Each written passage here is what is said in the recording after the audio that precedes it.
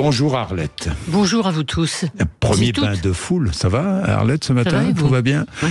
C'est une bonne idée, selon vous, un secrétariat d'État à la condition animale? Je pense que c'est une idée qui effectivement est dans l'air depuis très longtemps et au fond, on voit bien régulièrement publications. Alors on peut critiquer les méthodes de ceux qui rentrent dans les abattoirs ou qui montrent la manière dont on traite les animaux élevés en batterie, dont on parle aussi des animaux maltraités tout court. Vous parliez des chatons, effectivement, dans un micro-ondes. Je trouve que ça correspond effectivement à un souci, à une préoccupation. Oui, il y a un air du temps.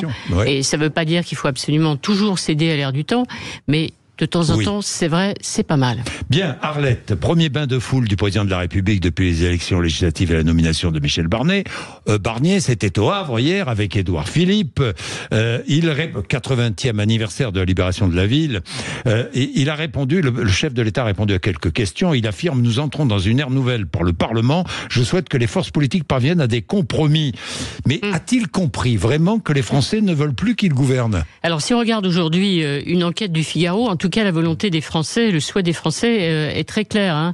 Dans cette enquête, on voit que pour une majorité de personnes interrogées, 65% estiment que c'est bien au Premier ministre de gouverner aujourd'hui, c'est-à-dire Michel Barnier, et 33% seulement pensent que c'est encore au président de la République de le faire.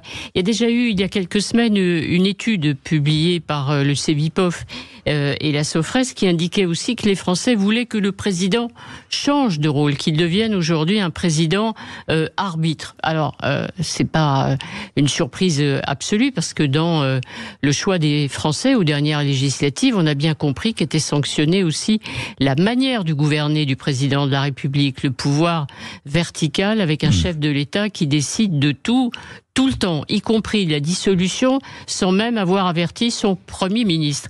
Et d'ailleurs, puisqu'on en est au chapitre des Premiers ministres, toujours intéressant, je vous rappelle qu'Elisabeth Borne, après avoir quitté Matignon, s'était interrogée à haute voix: est-ce bien le rôle d'un président de la République, avait-elle demandé, feignant l'innocence, d'annoncer lui-même une réforme des lycées professionnels? Évidemment, la réponse est dans la question. Et Édouard Philippe lui-même, puisqu'on en parle beaucoup, avait écrit un livre, lui aussi, en quittant Matignon. Ce livre s'interrogeait aussi sur la répartition des rôles et sur le pouvoir réel que doit avoir un président de la République et un Premier ministre. Alors, Michel Barnier dit qu'il a tout loisir, bien sûr, de gouverner, toute liberté pour former son gouvernement. Le même Édouard Philippe lui a rappelé gentiment à son ami Michel Barnier que lui aussi, en 2017, devait être libre de composer son gouvernement. Seulement, quand il est arrivé devant Emmanuel Macron, celui-ci a rayé un certain nombre de noms. Oui, c'est-à-dire qu'Emmanuel Macron veut tout gouverner, tout diriger et se mêler de tout. Cet été, on l'a peu entendu, il était concentré sur les JO et les Jeux paralympiques. Mais enfin, il a assisté cette semaine à la rentrée du Conseil d'État avec cette phrase: il faut toujours prendre en compte le suffrage des Français. Ceux qui pensent qu'il va s'effacer auraient tort. Oui, sans doute. La vraie question est de savoir est-ce que le président de la République est capable effectivement de changer, d'évoluer, de trouver encore une fois sa place dans cette cohabitation d'un nouveau style, parce que c'est pas une vraie cohabitation, puisque des amis du président de la République, les macronistes sauvés des rescapés des élections législatives, vont participer au gouvernement de Michel Barnier. Donc c'est pas si simple que ça. Ils sont 99 et la droite républicaine, vous savez qu'ils sont presque la moitié moins. Alors le président de la République, c'est vrai, parle moins. Vous l'avez remarqué, nous l'avons remarqué.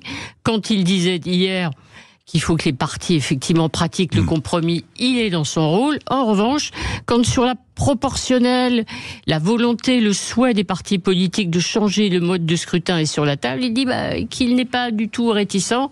Ça, c'est plutôt le rôle du gouvernement, le rôle du Parlement, et lui doit laisser faire. Merci Arlette Chabot, c'est très intéressant comme sujet. Ça vous fait réagir 0826 300 300. Louis Alliot, le vice-président du Rassemblement national, sera mon invité tout à l'heure à 8h30. Les auditeurs ont la parole tout de suite.